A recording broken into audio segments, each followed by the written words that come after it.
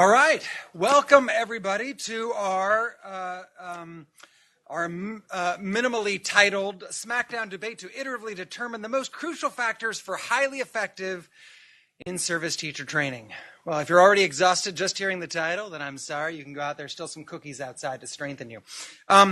So we're going to do something a little different today. It's a little different than, some of you have been to debates and smackdowns we've had before. This one's a little different. Today we're going to do something Bayesian. So we all have ideas of what works to improve teacher quality. So within the virtually every country we work with has some sort of teacher professional development. So in-service teacher training, and that's the focus on this here. So we all have ideas, probably on what makes these programs effective. Probably even people who haven't worked on it. Don Bundy, who used to work at the World Bank, would joke that economists have all been to school, so they're all experts on education. And I think we all have some sort of experience that we have some opinions about this. So what we have here today are a number of people who are real experts who've been working in teacher professional development in different countries, different regions of the world. So what we're going to see is whether those people can, in the words of Bayesian thinking, update our priors. In other words, change our minds about what actually works to improve the quality of teachers and teaching. So the way this is going to go, I'm going to give just a little bit of motivation from some previous work that I've done with other colleagues. And then after that, we'll vote on what the most important characteristics are, and then we'll hear from each of our experts, and we'll re-vote after each one. So there's a lot of voting in this one, and the reason is because we're seeing whether we can change people's minds with this new information. So the key here, and we're not going to vote for a little bit, but you can see a web address here. So if you have a mobile device or if you have a laptop, either of those, please go to this site, www.polev.com/HDW17. Looks like Mike is going to put that on the traditional paper and pen board, so it won't move. We'll be doing this iterative voting, and we'll see what we learn over the course of the thing. So I'm about to change the slide, but don't freak out because it's right over there on the flip chart. No, don't change the slide. I know, it's coming. Okay, so just the motivation for this, some of the motivation for this from our side is comes from some work that we've been doing on how to improve the quality of just learning, the quality of education in low and middle income countries. So this is some work, it starts with some work that I did together with Anna Popova. So in recent years, we've seen this explosion in evidence on what works to improve learning. So for example, if you look at impact evaluations, which are one form of evidence, not the only form of evidence, in education with learning outcomes, we found for low and middle income countries in the year 2000 about 30 total studies. So an impact evaluation with a comparison group and learning outcomes. Obviously, there are a lot of other kinds of studies. It's not a lot of studies. When you come to 2014, we found 30 new studies in that year alone, and bringing us up to about 227 total studies in that year, and it continues to grow at a very large rate.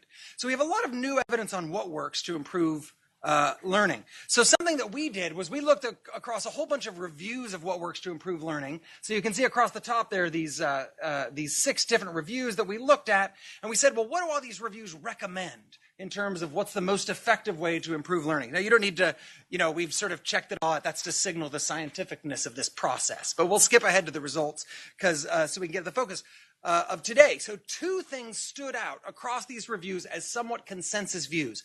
One is pedagogical interventions that match teaching to individual student learning levels. So a lot of teachers actually aren't very good at reaching students at the level they're at. And so an example of this is an assessment program in Liberia that trained teachers to use an initial reading assessment and then continually assess student performance. In Kenya, it was effective to split students up into classes based on their initial performance so that teachers could focus instruction on the level of learning of individual students. In India, they did it for just an hour a day. They separated students into separate groups and had some really significant gains. Another element that we found worked is individualized repeated teacher training.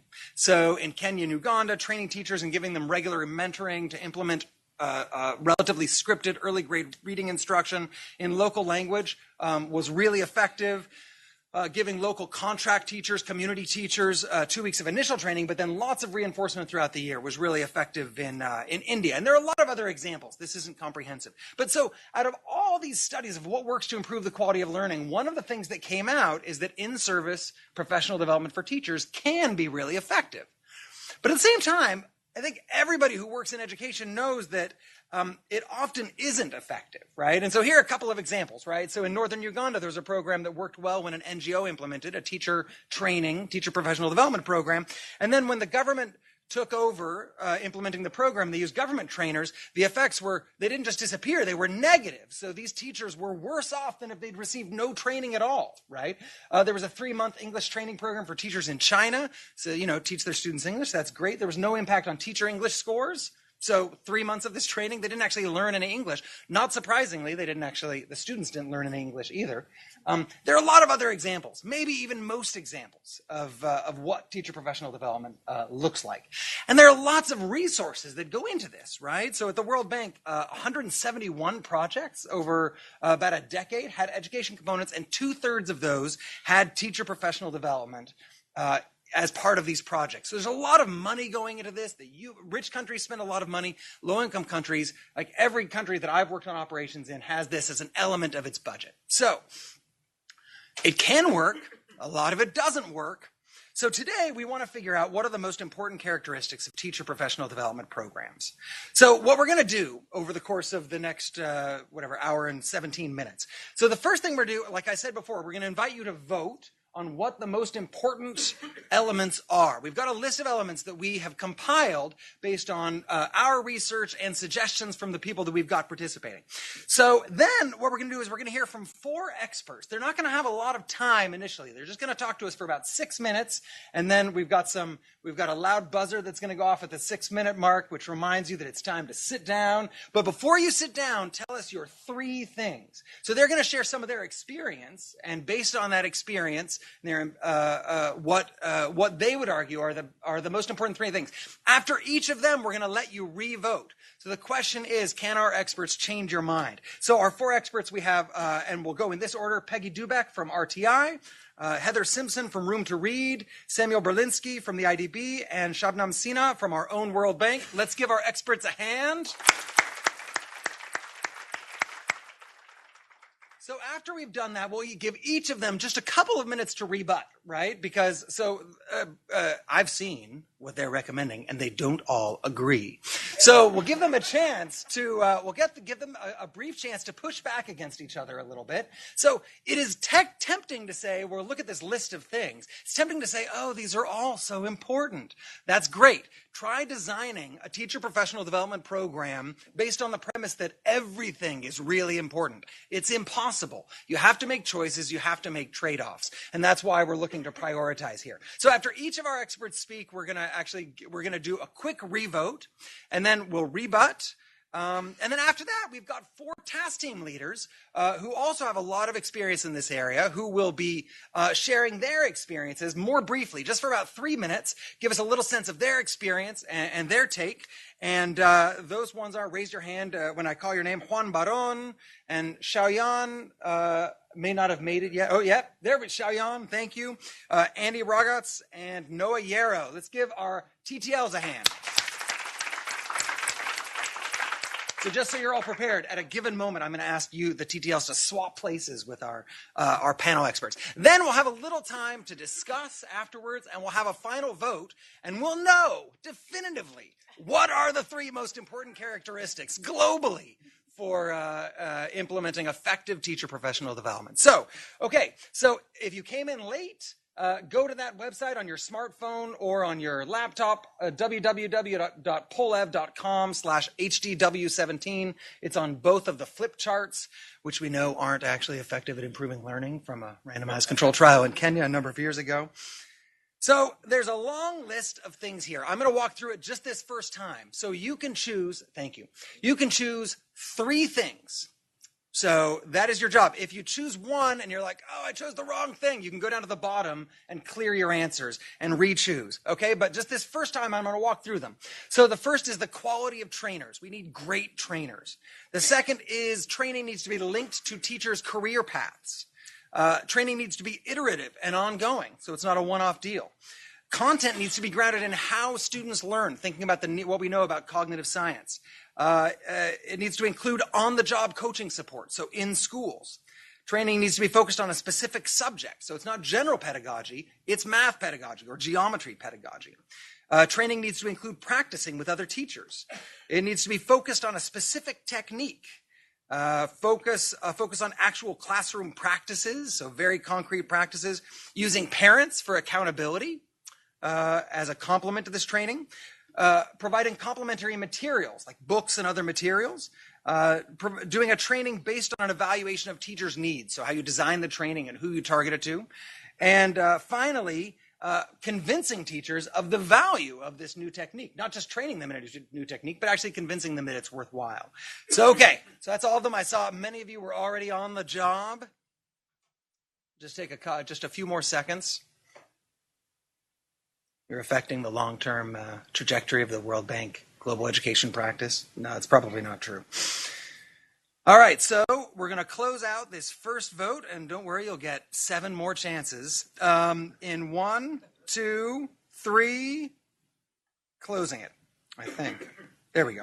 All right, so who's ahead from the outset? We have a focus on actual classroom practices at 20%.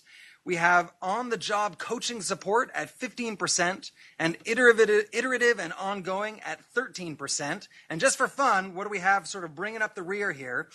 Using parents for accountability, convincing teachers of the value of new techniques, providing complementary materials to go with these assessments. So that's the beginning. So now we're going to hear from our first expert. Peggy, please take the mic. I'm usually pretty hyper, but I don't think I could beat Dave. I don't think so. So my name is Peggy Dubeck. I'm based at RTI International, and I'm bringing you experience from about 3 locations I think are really valuable. I'm at RTI, so we do large scale, 22,000 schools or 100 schools. I've been an academic where I designed, implemented and evaluated more of a boutique program, and I lecture for the University of Virginia, so I work with domestic teachers working in high-income places, and low-income places. So I'm bringing those 3 experiences to think about teacher training. So if I had to whittle it down to 1 point, it's going to be my first point, that it's establishing relatedness with teachers and to let them know that you have respect for them and you know where they're starting and you're building from there. I'm not going to present you with a lot of data. I'm just going to share some anecdotes. If we saw anything that's happened in the last year in America, emotions matter more than facts and data. So maybe I'll be able to convince you that way. So I think my first one, it's actually doing pretty well on here in terms of the voting, was to establish what you're doing on the training based on evaluation of what teachers are doing. And I think what this helps to do is you're recognizing that I think teachers all around the world are very similar in the fact that they are often getting people coming in and saying, we're going to try something new. And I think we need to recognize what they're already doing and build on that. And so I want to give a couple of examples for that. I've done a lot of work in Eastern Africa where a lot of times teachers do a lot of singing. And so you can go in and singing is good. It's developing phonological awareness. It's developing vocabulary. It's developing concepts. There's cooperation. But one thing that we were able to do was to go into those teachers and say, we want you to keep singing, but every once in a while when you're singing, we want you to show the children the words, because that's going to help them develop something that's called the concept of word. They learn that they've memorized these words and they can go from left to right and they can track print. And this is important. Any of you that have young children at home and you've read that same bedtime story over and over again and you're like, she's brilliant, she's 2 and she's reading. She's not reading, she's memorized. And so this is what we did with teachers, and so they were so much more willing to say, I'll give that a try because I'm already singing. All you want me to do is to add the words. So that's one example. And I have another example if my time permits. But I think ultimately what this is doing is it's recognizing their experience. Another way you can do an evaluation is you can, at the beginning of a training, is you can ask them their experience give them a big long list of things that you might do in the class, even though you might have a really predetermined training. And you can ask them everything from, I've never heard this term before, a Likert scale, imagine, I've never heard this before, to all the way to, I could teach this to somebody else. So then you have them fill this out, and then it's recognizing they look at you and say, she's recognizing that I could teach some of these things. Now, and then you're able to use this information throughout your training and throughout your interactions with teachers and say, we notice that a lot of you already know how to do this, so we're going slower. But we notice that some of you need help here. Or we've been to schools and we see a lot of you doing this. We want more of you to do this. My second point is teachers need practice to practice with other teachers. And this is going to develop something that I like to think about, the efficacy. Can I do this? Am I able to do this? If I can sit here and do this with my peers and we can do it together, the trainers can see how it's going during the training. The trainer themselves is able to be like, that's not what I had in mind. I thought they would do it this way. They really need help right at this really basic level, or they're more sophisticated than I thought, and I'm ready to go for it. Because I used to be a theory person. I still love talking about theory, but to actually get something to happen in the classroom, they need that little bit of a safe space to work with their peers and have their peers help them to interpret that. My third point that I want to make is that, and it's actually done very well on the list, and I ultimately think what needs to happen to be very effective, it needs to be iterative and ongoing, because you and I often know that there's lots of behaviors that we should be doing in our lives. And if you're really motivated for a behavior, like there's something you really want, you're probably going to go out and do it right away. But if you're not highly motivated for something, you probably need ongoing messages from your friends, from your peers, from people you respect, to be like, I think I'm going to try that. And maybe you try it a little bit. You went to that first training, and now you have follow-up. That follow-up could be a training at a centralized location a couple times a year. That follow-up could be it could be at a school nearby.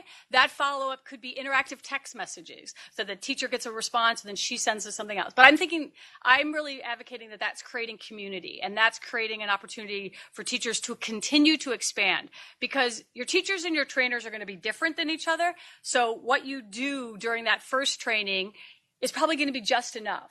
But that ongoing training, this is when you can start introducing theory and say, now you're starting to ask why we're doing this. We can talk about the theory now.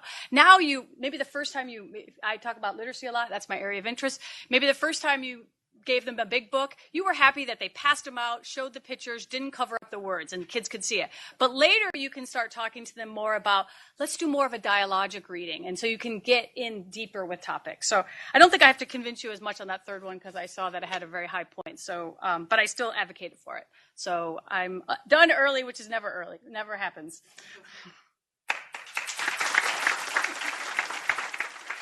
So I stay here, right? I stay. No. Yeah, I go back. Well, okay. Excuse you. But, Okay. So now we have our chance. Take two. So bust out your devices. So Peggy, really quick though, remind us. So which three things on the list should we be?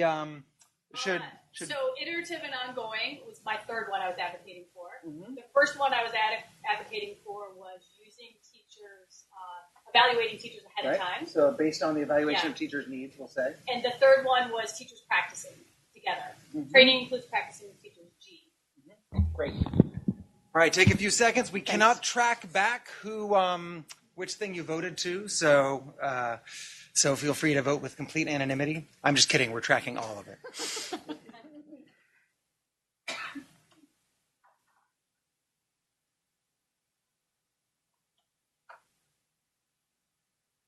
All right, just take a few more seconds. Let what Peggy said sink in. There we go. 3, 2, 1. And it always changes right there at the last minute.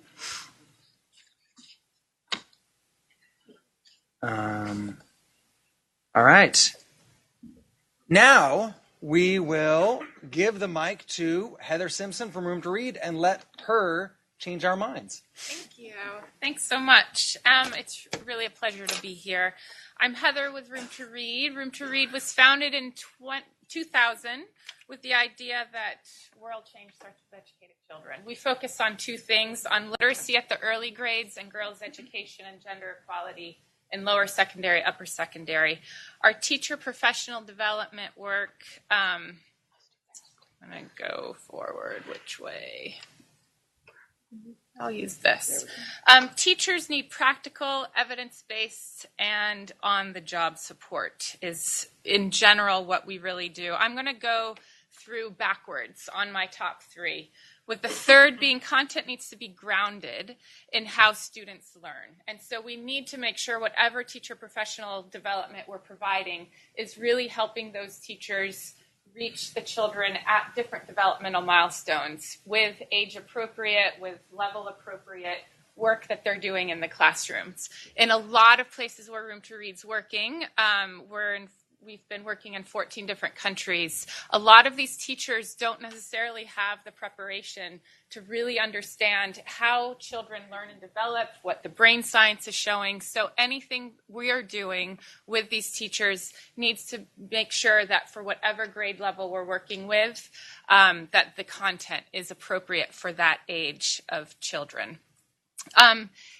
It really needs to be practical. Teachers need to have activities that make their life easier in the classroom. A lot of these teachers are showing up to rooms of 30 to 150 students, and whatever we're doing with their precious time in these teacher professional development activities needs to be helping them figure out how to do their job easier. What activities can they actually do with children in their classrooms? What we do a lot of modeling with our teachers when we're doing teacher professional development, and we do the I do, we do, you do methodology, which we also hope they also do with their students. This is something they can understand conceptually. First, I show you what I want you to do, then we will do it together, and then you will try it on your own. It works for adult learning, for teacher professional development. It also works with child learning as well.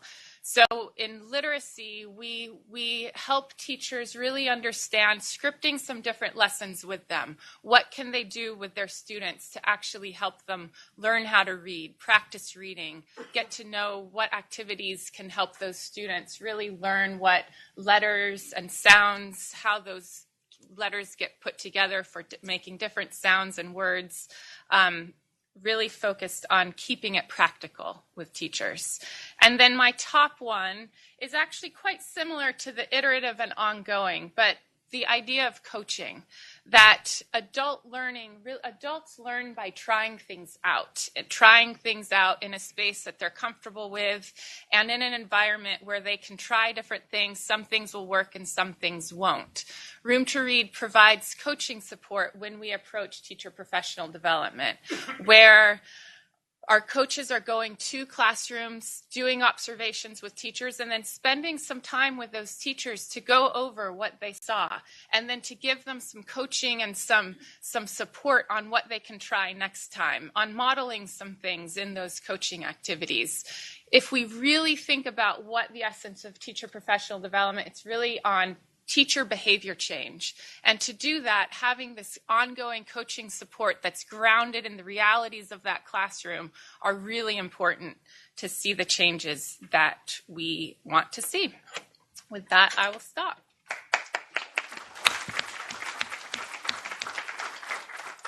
Great. Thank you very much. All right. Pull them out. And so, Heather. Oh, yeah. Tell us your three. So let's see, includes on-the-job coaching support. That's E.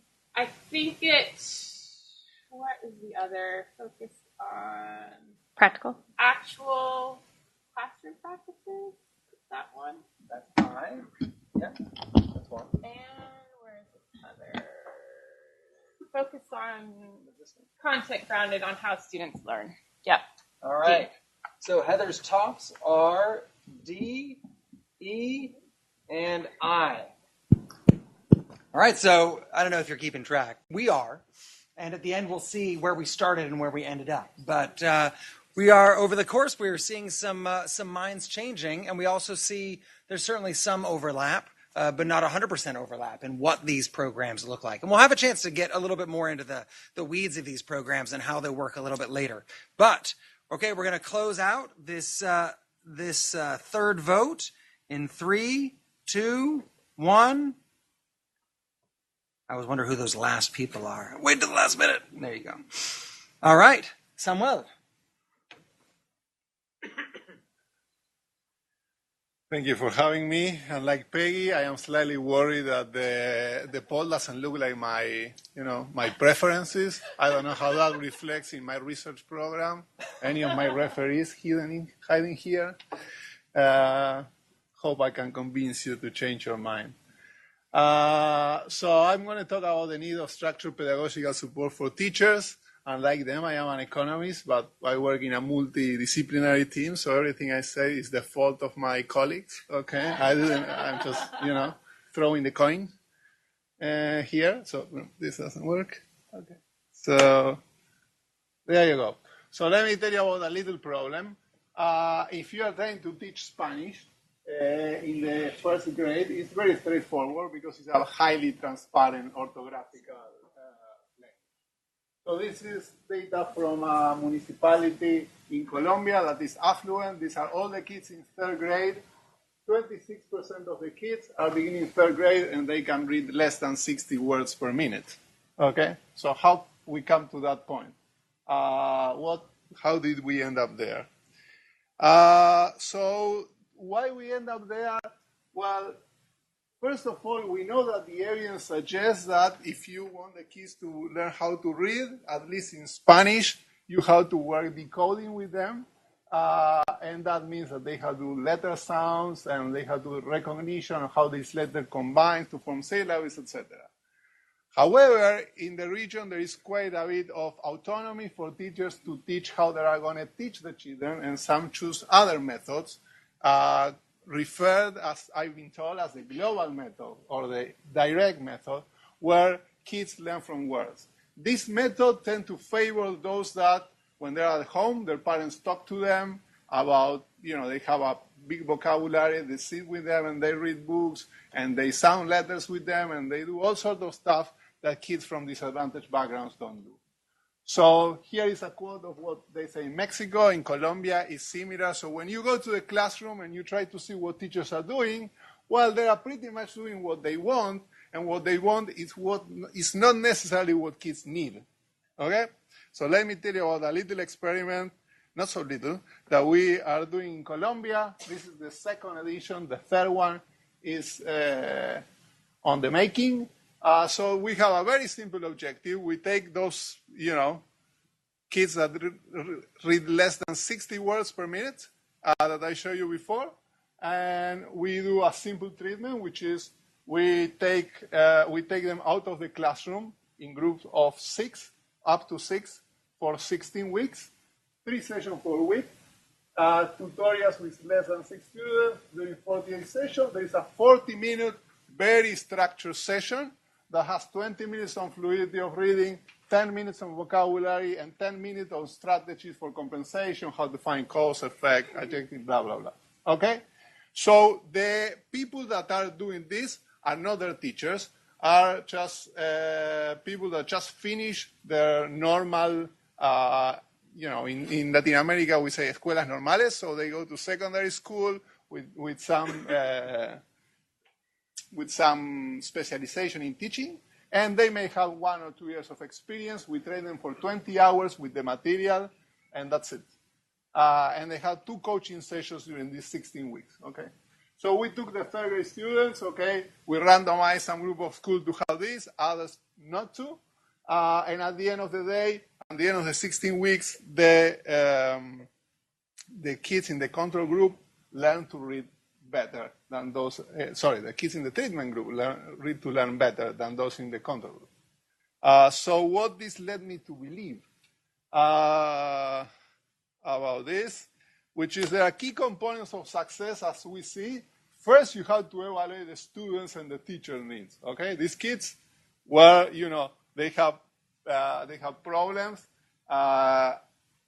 in learning how to read in the third grade, so you pull them out of the classroom and you see how you can support them.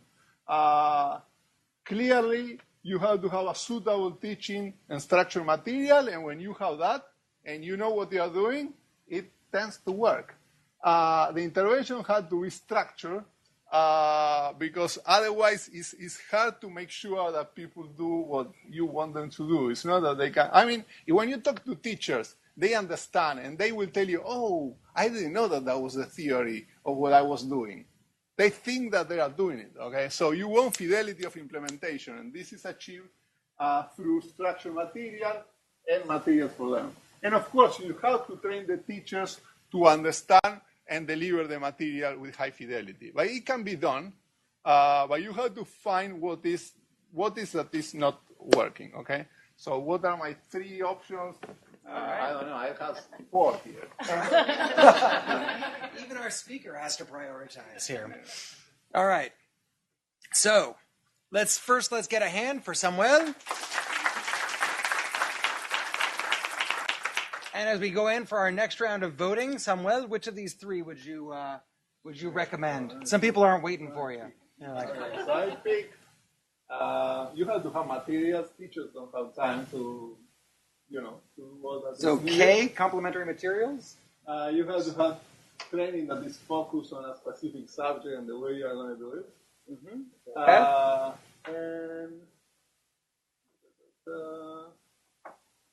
And the content has to be grounded on how students learn. Okay. All right. And that would be D. So take your pick.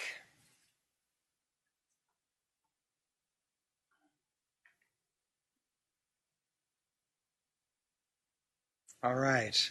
And we'll close it down in 3, 2, 1. There we go. All right. So, and the interesting thing to notice is even when we aren't changing the top 3, we are seeing bumps in different places in the distribution. So that's some analysis we'll have to do later. We'll come out with a paper on it in, a year and a half on sort of standard World Bank timeline. Okay, so now rounding out our first panel of experts, we have we'll give the final word in this round to Shabnam.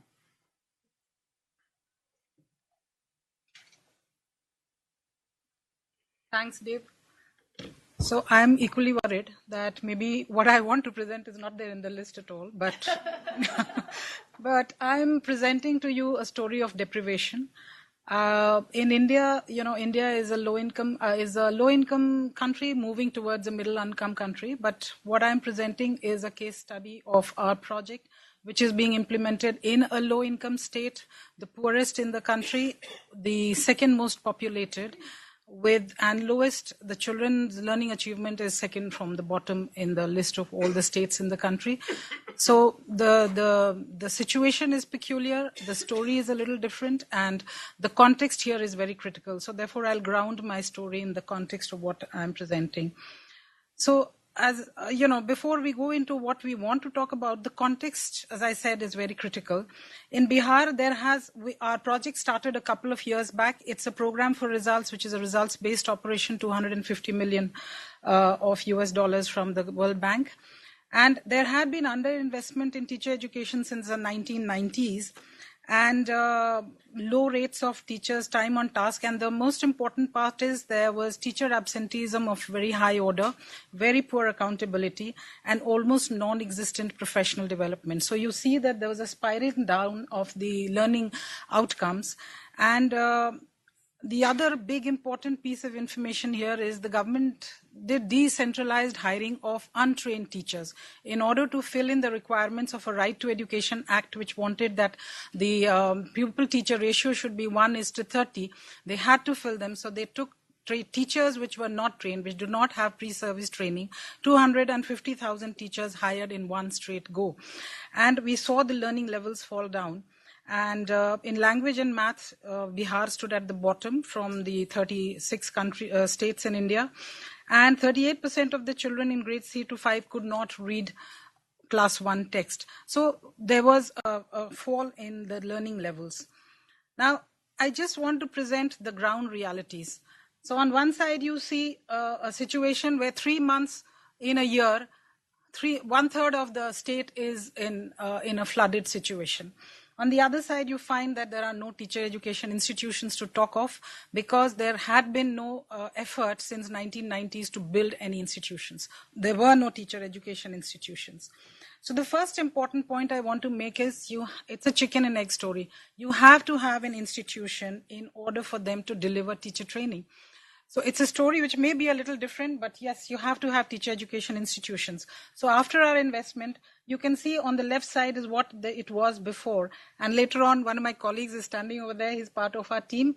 What we did in the institution, we created a brand new institution. But the fact is, having an institution, having a building is not enough.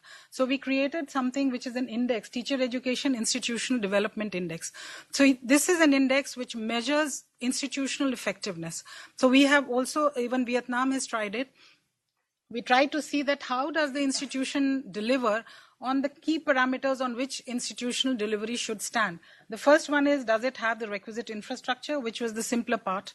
But the second was that, is it an equitous institution? Does it provide access to women? Does it provide access to people from deprived segments? Then what is the quality of the training? How are teachers assessed? What is the hands-on support that is being provided? And lastly, this was one of the deprivations which we faced, and one of the shortcomings is that governance was not there in the institutional system. So how is program management being done? How is governance, and how is the financial management being handled? The other important point, the second point, which is very critical, is how do we evaluate the teachers? What is the need of the teacher? Therefore, how do you I'm sorry, I'll just go back to the previous one. So you will see that on these parameters, on a 100-point score, the baseline came out to be 37, 0.37, which is very poor. So here we did the benchmarking of the teacher's performance. So for the first time, I think the World Bank did a benchmarking of teacher performance. We had certain parameters, and the study covered 2 academic years, 2,000 teachers, 400 randomly sampled schools, and classes 1 to 8. So the teachers were actually sampled on the competencies that they were supposed to teach, not what they had been taught. So classes 1 to 8. And it looked at teachers' time on task, instructional systems. And one very critical part was, do they engage with the community? Do they know which family does the child come from? What is the family background? What are the problems of the children? And the most important, of course, was the subject knowledge. We did math and language. And you'll see the results. It's very poor. So in language, the baseline was 44.6% on classes 1 to 8 competencies. And in math, it is 58.3, a little better, which is, again, not something to write home about. But yeah, these are the problems that... So we needed this because in order to develop our teacher training program and continuous professional development, we needed what were the needs of the teachers. So that was the other critical piece which I would want to talk about. The third is teacher accountability. One of the things we were struggling with was teacher absence and the fact that they never came to school and they outsourced their work to other teachers, and they were doing something else, farming or whatever. So what we did was we created a social audit system, which is part of our project. So therefore, there are school report cards which try to evaluate with the help of the community members and the parents as to how is the school functioning. And there are 3-4 parameters, the most important being, what is the status of the school infrastructure? What are the performance? Are the teachers performing? And lastly, what are the learning outcomes? So the learning outcome indicators are actually pasted on the school walls so that the community can audit it. So the other very important part is, what is the accountability system you find? So in India, we find that at least about 26 to 35% of students are moving to private schools. And that's a resultant factor of the fact that the public schools are not functioning. So these are my 3 points. The first is...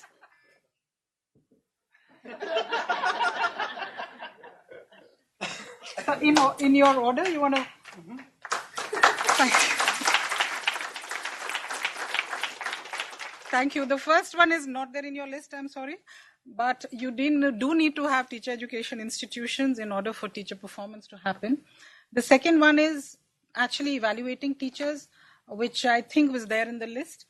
And the last one is the parent watching? What's the accountability mechanism?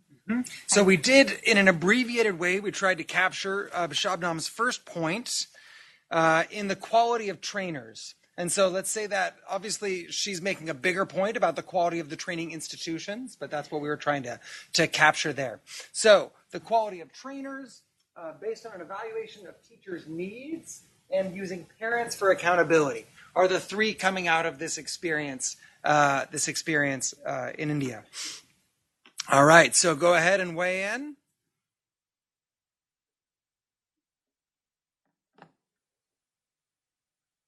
And we'll close it up in 3, 2, 1.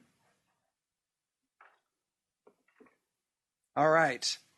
All right. So we've heard the initial arguments. Now, people have proposed some very different things. There's some overlap, but there's also some really big differences, right? And so, on the one hand, we have this iterative and adaptive work from Peggy, which is related but not exactly the same as the importance of actual in-school coaching for teachers that Heather told us about. And then, from Samuel, we have this focus on fidelity of implementation and providing complementary materials so teachers have something to actually teach with. And Shabnam highlights the importance of having parents involved. And several people have talked about the having training based on the needs that are based on some sort of specific evaluation. So there are differences here across the group. So we're going to give each person now just a couple of minutes to weigh in a second time. We won't vote after every one, I promise, in case you're getting repetitive strain injury from all the voting. So we'll go in the same order. We'll go ahead and start with Peggy. And this is your chance to push back a little bit on what you've heard from the other teams and re-emphasize what you believe are the most important characteristics. Peggy. So I think it's funny that it's like pushback, because I think we probably in education, that's part of our problem, is everybody's so nice. And so I probably agree with everything that's been said here. I'm going to make a point just for the evaluation, because I see that number went down. So I'm going to really emphasize that. I think ultimately what you're trying to do, and I'm agreeing a little bit with what Heather said, is about you have to get teachers. It's about behavior change. And so no one likes being told when they're not doing a good job. People like to be told, okay, what you're doing is good, let's tweak it. So this is why I think the evaluation of where teachers are is really critical. I gave you the example earlier about teachers singing with kids and showing them, let's introduce some of those words that will help with literacy. Related to that, and related to what's happening in Colombia, is this idea of teachers need to see the value in decoding for kids learning to read.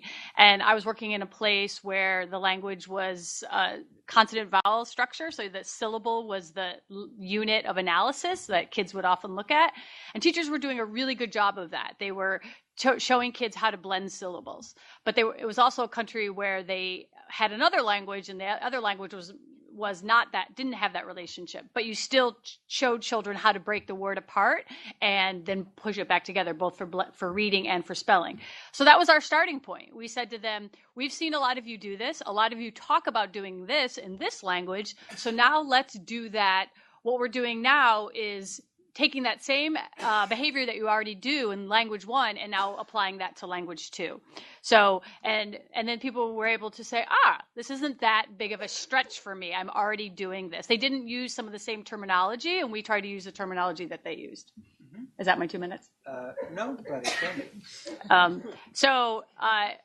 I just want to support Sam Wells. I actually, when I talked about practicing with other teachers, what I ultimately think is implied in that is teachers are practicing with structured pedagogy. So if I have to push an argument to a certain way, it's that they're using existing materials that you've provided that's based on that evaluation, and I'm a strong advocate for using materials that you provide for them, because then that's where their creativity starts. Like you know they're going to get the basics, and then the teacher who wants to add her own little spin on it a certain way, maybe they're doing a dialogue and you have 2 kids, having to read a dialogue, and then the teacher can add props to that how she wants. So so it's teacher training, but I actually think teacher training is most effective if it's using a structured pedagogy. So I'm shifting my own support.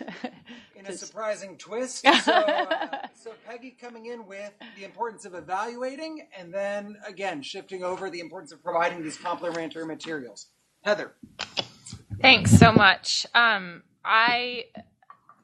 Reflecting on coaching, I think that a lot of ministries of education, ministries of finance don't have this built into their budget. So I think this is one of the things that at Room to Read, we're really trying to figure out what is the dosage of coaching that is needed to make the teacher professional development take hold and take root in classrooms. And that's not an answer that a lot of us have come up with. So we right now have a design where we are providing coaching twice a month to our teachers. We want to figure out how often do we actually need to do coaching? How often do teachers need a visit in their classroom to see the behavior change take root? And we do want to provide that answer because we know that this is a pretty heavy lift when we're trying to convince a minister of finance that they need to either redirect their finance or add more funding to supplement the teacher professional development that's already there. But we don't want to continue investing in one-off teacher trainings that don't have the ongoing support afterwards because it is a sunk cost that doesn't necessarily lead to the classroom practices that we want to see. So that's one of the things that we will be working on is really looking at the teacher professional development, the coaching support that's needed, that's actually paired with a structured pedagogy to see how they are implementing it with fidelity and see what's the minimum level of coaching that we need to provide to make it work.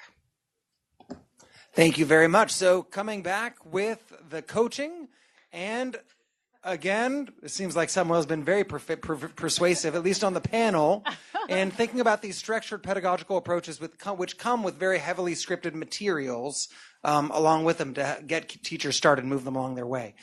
Samuel. So I am slightly appalled at complementary materials. I was out there with 1%. How many of you use Data or SPSS or anything for your work? I will ask the bank to cancel the use. You don't need any complementary materials, guy. You know how to do it by hand. No do files, no nothing for you, okay? I mean, you need complementary materials. The teachers cannot come from zero and think every time a new class with the right timing. I mean, I don't know where you live, guys. So complementary materials is very important. It's fundamental. If not, if they knew how to do it, they will be teaching well right now. They are not bad people, okay? They don't know how to do it. So you have to complement what they are trying to do with good materials that tries to tackle and do good diagnostic of what they are doing wrong. I don't see how otherwise you can do it.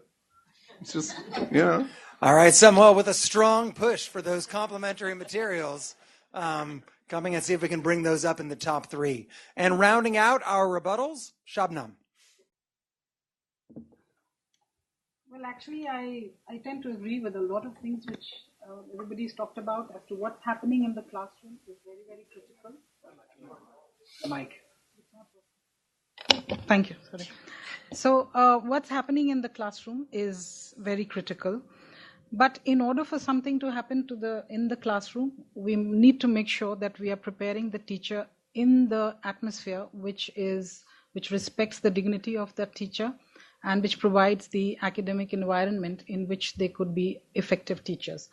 So that was the first point which I was trying to make, and I would continue to make that because, when you go to a situation where, you're catering to a population of 200 million plus, which is one state in Bihar, the state of Bihar. So you do need to make sure that institutional structures are there. And one of the struggles that we were having was that our project was going more towards an infrastructure project because the infrastructure was not there. So it was a chicken and egg story. And in the bank, there is a lot of pushback on doing infrastructure projects, especially for education. But when we took our senior director, he realized that we mean what we say. So therefore, we had to do the infrastructure. But in order for that to happen, the outcome was a functional institution. So that is the most critical thing. The other thing was on what's happening in the classroom and whether the teacher is able to perform to the best of his capabilities. And if not, how do we strengthen that? And linked to this is something which we are trying out in Bihar also is how do we link teacher incentives to teacher performance? So therefore, teacher evaluation becomes very critical. So how does a teacher ask questions? So in fact, I had a slide which I removed because fearing Dave. So, does the teacher understand the children's mistakes? how does he solve and explain problems? How do questions develop? How problems are solved in math? Then in language, we had something like, how does the teacher understand the domains of the child's understanding? Can he summarize something effectively? How do you develop questions? So these were certain parameters, lots of parameters were identified, but then one got to know as to how can a teacher teach in the actual classroom situation. So therefore, what happens is the classroom is very critical. And lastly, most important is that we need to make sure that the teacher is present and the teacher is teaching. So if the kids are going away to the private school, why are they doing so? Because the parents are taking that decision. So in order for the parent to make sure that this functioning school is existing in their locality, they need to be more engaged with the teachers. So that's my last point, and I would still like to stick to it because social audit of teacher performance is very critical. Thank you. All right, let's give our 4 rebutters a big hand. And now we'll do, based on this updated information, we'll do one more vote. So we heard about a number of things in this round of rebuttals. So once again, here's your chance to weigh in, all the way from the quality of trainers up top to convincing teachers of the value of their new techniques at the bottom. And if you arrived late, you can still vote if you just go to the website on the flip charts.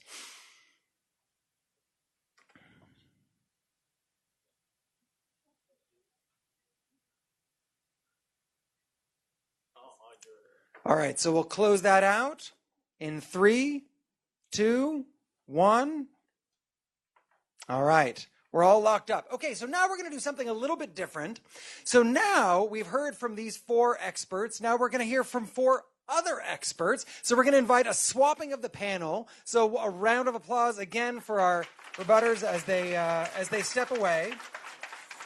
And we're going to hear from our 4 expert TTLs if they could join us here at the front table. So not all of these expert TTLs are, full-time teacher professional development experts. So they come with a different set of experiences. They're people who've actually engaged deeply with our government counterparts in trying to set up and put these programs in place. And so they're going to take a little bit less time, and we'll let them stay in their seats, and we'll go in the order that we have. So we'll go Xiaoyan, Juan, Andy, and then Noah will round us out. So they'll talk through a little bit of their experience and what their top 3 are again. And so once again, their objective is to see if they can change your mind in terms of what really matters. Xiaoyan. Thank you. Excuse me. I'm sorry, I have an allergy, so I hope I don't break down. Good afternoon. In the absence of real context, it's really impossible for me to pick top 3. I'm surprised none of you has rebelled to Dave's exercise. But for the sake of argument, I do have 3 picked, rather based on emphasis than selection, and based on my experience working in East Asia context, now in the Africa context. Number 1, I think teacher training should be aligned more with school curriculum and also focusing more on subject matter knowledge, especially in low-income countries and in the STEM fields. This sounds very basic, but actually we've all been guilty of adding additional teacher training modules to the school teachers with no consideration of the existing curriculum, the existing workload. So something that I think it's very important for us to link teacher training with the curriculum, ideally with assessment, into an integrated reform rather than isolated teacher training specific reform. With regard to subject matter knowledge, I know there was argument earlier about the importance of using pedagogy or grounding the content in the pedagogical training, but in the low capacity countries, we see the opposite. And in the STEM fields, in mathematics, science, we actually need to do reverse. We need to emphasize much more on the content. This is quite obvious for most of us working in the front line. When we assess the teachers, many times we find them knowledge level barely more than our students. This is something I think we don't emphasize well enough. My second point is that teacher training should ideally be carried out in schools where teachers can practice, collaborate with their fellow teachers. This is very important. Ideally, they should be all monitored and guided by school principals or instructional leaders. Ideally, they should be supported by ongoing, sustainable, recurrent budget. This is very much missing in our teacher training programs. We know from research and studies that when teachers collaborate, they not only develop better as professionals, they also teach better. They have better interaction with the students, and they have better results in learning outcomes when measured from the student's point of view. So we have the research out there. It's very clear. Also, I like to refer to my work experience in East Asia, especially in China, in Korea. We know a key feature from all the high-performing education system is the way teachers collaborate, learn from each other, coach and guide each other at a school level. So I want to be able to emphasize that. In the case of Shanghai, the study we did last year, there is a concept we try to share with everybody that's called teacher research group in the school level. In Shanghai, teachers spend 1/3 of their teaching time or school time actually teaching in front of students in the classroom. Where do they spend the 2/3 of time? That's where they sit together as a group, divided into subject fields. They discuss lesson plan together. They coach each other. They induct new teachers. They grade homework together. They discuss common challenges in a subject area with other teachers. And they also provide evaluation of each other's performance through those networks. And these networks are budgeted, planned for, supported by principals who also act as instructional leaders. So I would like to share this with all of you. I know it may not be possible to replicate 100% of such a network infrastructure at school level, but there are elements like coaching, like inducting new teachers, or trying to budget for teacher training. These are things perhaps we can try to incorporate in our projects. My final point, I will stop. Thank you very much. Let's give Xiaoyan a hand. So the 2 points that she made in depth are subject matter knowledge, the key for this, and the opportunity to practice with other teachers, just to state them a little bit reductively. So, Juan Baron. Thanks, Dave. I also want to say that we are here the alternative experts for this session. So basically, the three that I picked was training focused on a specific subject. So we're not trying to train mathematicians. We're trying to train teachers who teach maths. Training that comes with complementary material. I'm with you on that one. For some reasons I will mention. And then training based on an evaluation of teachers' needs. So those are the three. So I have now 3 minutes to talk about other things related to teachers. No, the first thing that I would like to say is that in some of the intervention, context matters a lot. So I work in Haiti, which is a fragile state, and I also work in the Dominican Republic. And the context for teacher training is very different. The financing of the sector is very different and very important. So from the perspective that I work or that I try to do my job is the perspective of building system to deliver teacher training and learning. And sometimes I feel that some of our projects are not geared towards really building the systems, which at the end is what is going to stay there. On those, one issue that hasn't been raised here is the issue of language of teacher training for teachers too, right? So, for example, in Haiti, we know teachers are supposed to teach some of the early grades in French, but we see that they don't even know how to speak French very well. So that's an issue that we oversee sometimes. The other big thing that we put on when we see like all this menu that you put in front of us, Dave, is the implementability of interventions and its scalability, right? So many of these things are we know they work, but we know they would work for very small number of schools. So then what? So the other thing, in particular, in terms of teacher training and working together with teachers, is what is the role of a school director on in-service teacher training, which is something that we're trying to look at in the Dominican Republic, where they are trying to make the director a pedagogical leader for in-service teacher training. Also, a little bit of a coaching. I do like coaching. We have a very interesting impact evaluation in Haiti where we try to reduce the cost of coaching, but where in any case it's very expensive. So in a country where we don't have the resources to even feed children or feed people, I mean, it becomes a very, very big decision. And finally, I do want to say that there is no magic bullet. For me, it matters a lot, the context.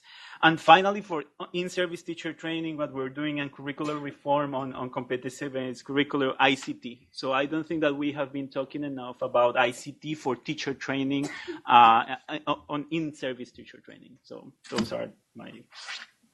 All right, let's give Juan a hand for coming in under. So Juan's coming out for training focused on a specific subject, complementary materials, and training based on an evaluation of teachers' needs. Now our penultimate intervention, Andy. Okay, so I guess the three that I'd like to emphasize, and one sort of flows into a fourth, is I want to emphasize the importance of focusing on actual classroom practices, making it practical. Also the iterative and ongoing.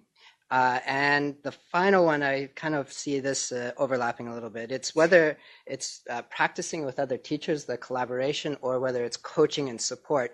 There needs to be this support element, and it can come either through coaches or through teachers. And the example that I'd like to use is a model of a teacher working group or a teacher cluster. And I'll use the example of Indonesia, but it's also being applied in so many countries, Vietnam, Myanmar, and others that I've been able to witness firsthand. And I believe this is a really beautiful model for the way that teachers can learn and actually change their classroom practices. So first of all, with the idea of the focus on actual classroom practices or practical materials, one thing that's really nice about a teacher working group is you're getting teachers together, and if you can give them materials that are very practical, not theoretical, but actually things that they can go back and use in their classroom, it's going to be a very powerful thing. You're getting them together, they're able to learn about it in a practical way, to talk together. But another element of this model is that it's iterative and ongoing. The idea is that as opposed to, say, teachers over the summer getting together, they go for a week or two, and then they go back into the classroom. The idea of the iterative and ongoing is that they're meeting every month. They are able to take what they learn, and if you design it right, you can give them very practical things to actually do in the classroom. And then they can reflect on it, they can come back, they can discuss and share their experiences. And you can have this as an iterative and ongoing process. And as an example, let's say that they are learning about how to use open questioning in the classroom. The first session, they can learn what it's about. They can see examples. Maybe in our case, we were using video clips. They would discuss, but then they would be given homework that they would go into the classroom and practice. And then they'd come back, and one teacher would be really frustrated, saying, I tried to do this, it just didn't seem to work. But another teacher could say, you know what, I was really having a hard time too, but then I found that if I used it this way, it would actually start to work. So they're actually sharing their experiences, supporting the ideas, they're supporting each other and helping to get teachers to see in other cases what these practical applications mean. And so then this goes to the final part, the idea of collaboration. And I think Xiaoyan did an excellent job of talking about this. One thing that's beautiful about the model is that you get teachers to collaborate. They're getting together, they're sharing experiences, and there's something very powerful about doing something like that. If you can give them proper materials, the structure for what they're doing, but then have them work together, magical things can really happen. So I guess it's about practicing with other teachers, but it's also about support, and whether it's coaching, it can be kind of, in a sense, coaching, where teachers are supporting each other. So those are the ones. Thank you very much, Andy. So coming out strong for the opportunity to practice with other teachers, some sort of iterative and ongoing. And I also heard, I know it wasn't your main point, but this making sure that teachers have the materials to work with on that as well. I heard that come out. Okay, and our final TTL expert, Noah. Hi, everyone. I locked in my priors ahead of time by writing down all my arguments, so I would not be influenced by the other experts, so I make sure I don't learn anything. My three choices would be training based on evaluation of teachers' needs, training includes practice with other teachers, and trainer expertise. But before I talk about some of the why, I wanted to suggest that it actually doesn't matter which three you pick if you don't get the details right. So to take an example, country, I've been working with some of you here on Lebanon. Currently, their in-service teacher training is aligned to teacher evaluations that they conduct. But when we asked the inspectors to share with us the evaluations that they were using, every inspector came with a different evaluation. And some of them were interesting and some of them were less interesting. And so something we did with the Lebanon inspectors was use a fairly carefully constructed system of teacher observation. This one happens to be class. It could have been any other. I'm not plugging for class here. But, it looks at instructional support, questioning and feedback, classroom observation, behavior management, emotional support, awareness and regard for student perspectives, a whole breadth of items that we found in training and working with the inspectors that they recognize as important and valuable, but hadn't previously integrated into their teacher evaluations. And so, on the face of it, Lebanon was aligning their teacher training with their perception of teacher needs, but they weren't very methodically or carefully evaluating those teacher needs. So whichever three you choose, please do drill down into the details and make sure you get those right. Nonetheless, I do agree that training should be based on a high quality evaluation of teachers' needs as my first point. On the second point, I'd like to advocate for training, including practice with other teachers. My kids have added some stickers to this, so I don't lose it. But Hargraves and Fullen, among others, have looked at the idea of professional capital. And we saw this in work I did again with some of you here in Palestine, looking at positive deviance. We looked at TIMSS scores and looked at those schools serving the poorest quintile of kids who actually ended up scoring quite well relative to their peers in Palestine on the exam. So the idea is the same inputs, different outcomes. What were those schools in Palestine doing different with those kids and those teachers to achieve those outcomes? And the idea of professional capital came through very strongly in terms of school principals working with teachers to get them to work together to develop and improve their teaching. Again, I would hope that professional development, the end goal isn't just one or two teachers improving their practice, but entire schools and entire systems together improving learning outcomes. And so if this is one piece of the puzzle, how do you get teachers to work together to improve their practice? Professional capital would be key to that, which is why I would suggest that training should include practice with other teachers. Finally, the question of trainer expertise. I think, Peggy, you spoke eloquently about kind of establishing this relationship with the teachers and the trainer. If your trainer isn't very good either at the content or the delivery, you're unlikely to see much movement in teacher practice. You're unlikely to see much movement in student learning outcomes. So ensuring a high level of trainer expertise and professionalism in their own instruction, I think, is essential. So choose any three you want, but do them well. All right. So Noah coming out for the evaluation of training based on an evaluation of teachers' needs, practicing with other teachers, and making sure that our trainers actually know something about what they're supposed to be teaching. All right. So the penultimate weigh-in our ongoing Bayesian updating. We've heard on a lot of these factors over the course of these from our expert TTLs. So just take a moment to find which ones convinced you the most and weigh in.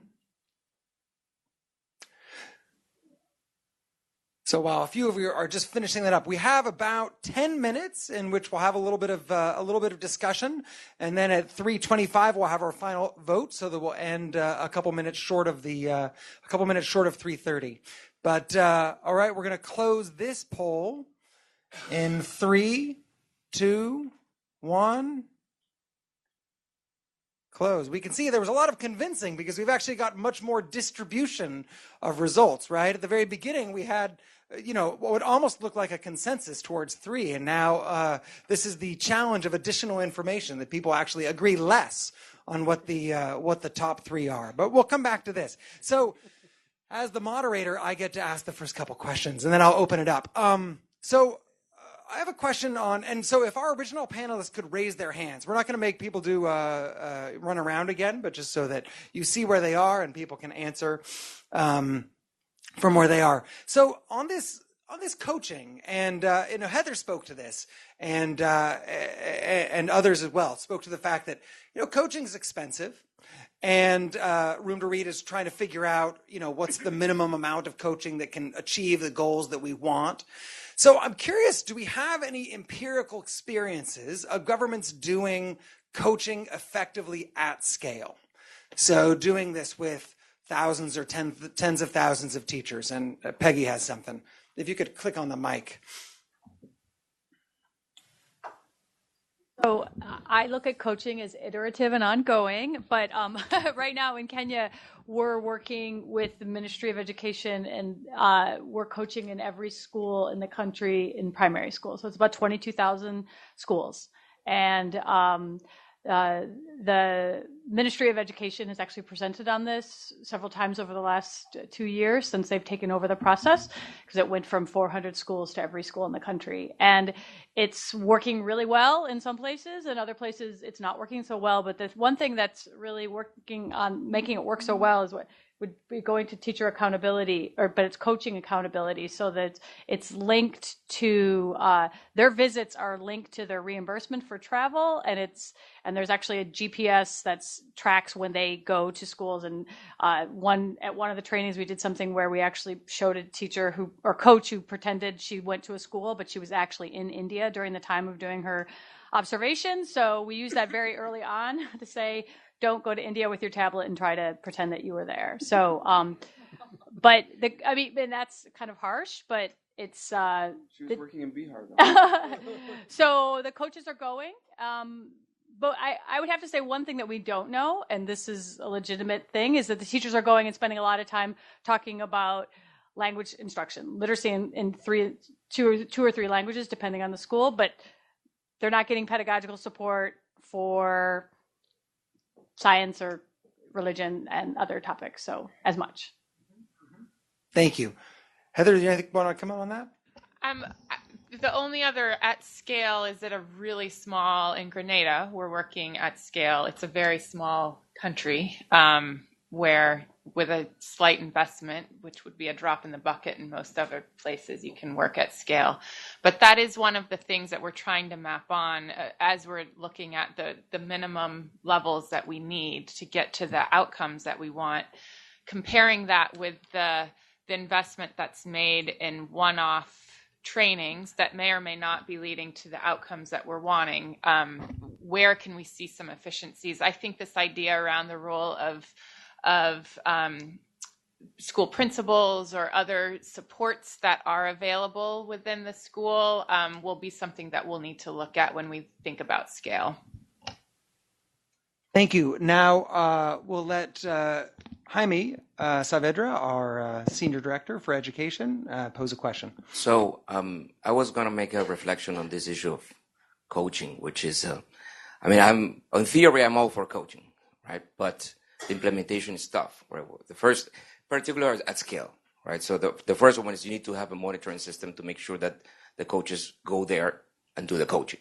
But second is that, okay, the coach might be sitting with the teachers, but then are they talking about soccer or they're really coaching, right? So that monitoring system is not trivial at all. Then the second point is that from where you get the coaches, right? Because you say, okay, we need 4,000 coaches, 10,000 coaches.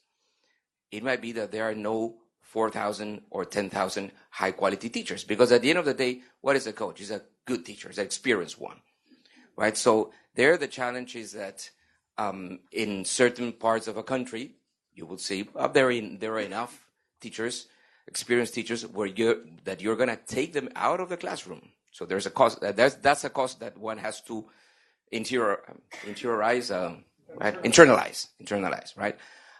So that should be part of the cost, right? That those good teachers are going to go out, right? Now, if the system works well, then their experience will be multiplied by the teachers that are being coached. But that's not trivial. So there's a labor market issue, right? Of if we have enough experienced teachers. So one thing that a system can start like that, but can develop in terms of having that coaching system within the school. Say if within the school you have a variance of quality of teachers, then the good teachers, if you have a good system to evaluate teachers, could be the coaches of the rest of the teachers of that school, right? And that might be more cost effective. It has its other nuances, but that might be a little bit more cost effective than the coach that is someone coming from outside and going to the school. So, this I totally agree with someone was saying. It's the best way to learn is from someone who has been doing exactly what you're doing and have had the same challenges. So that's at the end of the day, the principle of coaching is that, right? Someone who can tell you, been there, done that, right? That's the principle of coaching. The question for us, I think, was how to implement that, and logistically, how would be a good way of doing this at scale. Great. So we could spend, obviously, I know, so in Kenya, they have some experience going to scale in Grenada. We'll come back to, we may come back to that after. I want to make sure that we have, since we just have a few minutes, a chance for another question or two on another topic. Shabnam, is that? I agree with this issue of scale and the challenges of scale. So one of the other projects which we support in India, which is the largest basic education program in the world, it has about 4.5 to 5 million teachers, and each one of them has to have this continuous professional ongoing teacher training every year for 20 days, which is mandatory. And we realized that after a point, it was becoming completely meaningless and so mechanized. So it's very critical that, it has to be thought through, and there has to be innovation, there has to be individuality built in. So coaching is something which is very good, but at scale, it becomes a very big challenge to implement it. So in Bihar, the issue of trainers, for example, the coaches, we do not have sufficient trainers. So the institutions are being created to create the trainers. So what we've done is that from the teachers themselves, we are picking up the good ones and creating a cadre we've got the government to agree to create a cadre of teacher trainers. So these are challenges that one is struggling with when one deals with scale, So we've got some real pushback on the coaching from a couple of members. Michelle. Yeah, I guess I'm going to sound wishy-washy here, but I think the ones that you may choose depend on context. Mm-hmm. But context can be somewhat categorized in terms of the maturity of the education system. Maybe you need a different combination if content mastery is low. You may need a different one if there's very low levels of professionalism. You're talking about professional capital. Or that when professionalism is damaged because the teacher wasn't paid for 6 months or a year, which happens in a lot of the countries that we work in, or when there's differences in terms of the institutional infrastructure, how isolated the school is, etc. I mean, I would even say that you could maybe categorize in terms of how the level of literacy of the parents, things like that make a big difference as to which ones you choose to support. And just to give you a sense, we've been talking about coaching, but sometimes we think about maybe we're really talking about monitoring. That somebody's there to monitor that things are going all right, especially when the school or the education system is at a different level of capacity or maturity. So these things, I agree that it's important for us to try to understand which cluster of factors might make a difference. But we also have to recognize that context matters, but not that context should be considered, well, then anything could happen, but that you can categorize it. Thanks. So for the next event, what we'll do is we'll have a 3x3 matrix based on a taxonomy of countries, and we can vote each one. It'll be a 6-hour event, but it'll be amazing. But the quality of the data is going to be incredible. We are out of time, and so we're going to do our final vote. Our experts are around. Before we do the final vote, I just want to say this was jointly organized with Ezequiel Molina and Tracy Wolochowski and Fei Yuan. So if we could give a quick hand to the people who put this together.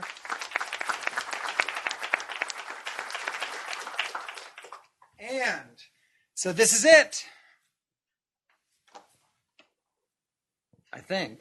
There we go.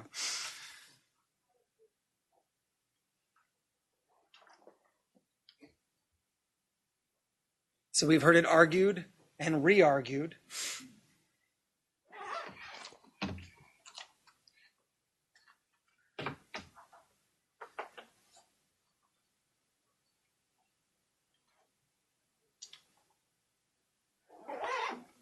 All right. So we'll close this in 3, 2, 1. All right, so let's see where we ended up. So our top 3, iterative and ongoing teacher professional development being clearly number 1, which we might think is trivial, but it's not at all. I presented on some of this work in the town where my parents live a few months ago, and my mother, who was a public school teacher for many years, took me home afterwards and brought out these giant binders where she had gone to all these one-off teacher training, and they'd given her this binder with a new method and hoped that somehow she would then sort of revolutionize her training. So not trivial at all. And then after that, a focus on actual classroom practices at 13%, and a training based on a clear evaluation of teachers' needs. And again, so we're doing a survey of in-service teacher professional development across a lot of countries right now. And it's amazing how many systems don't actually incorporate these. You can see beyond those top 3, there are another number of other of close candidates, including this practicing with other teachers as being absolutely crucial.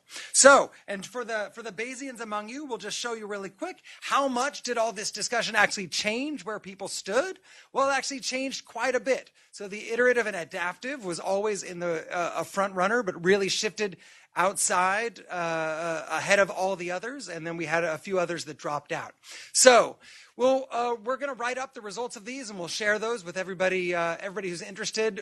We would love to give a last thank you to our incredible experts on both panels. Thank you very much. And don't forget to go into the HD Week app and rate the session according to your true preferences. One more opportunity to vote. And Mike Trucano has a final word. Or a first word for the next session. Just to remind folks that at 4 o'clock we'll have another session focused on teacher professional development. It'll be an actual ripped from the headlines kind of sort of case based on an actual request that a country team received. And then we will go around modeling behavior that we hope to support and promote inside our GSGs on how we can help them respond. If the question is good, in this case, it's about supporting teachers, world teachers with technology. Are they asking the right questions? How can we respond? How can we perhaps move that conversation somewhere else? What do we know and how do we know it? So that'll start at 4. So get your coffee and do your networking, and we will see you in 30 minutes. Thank you very much.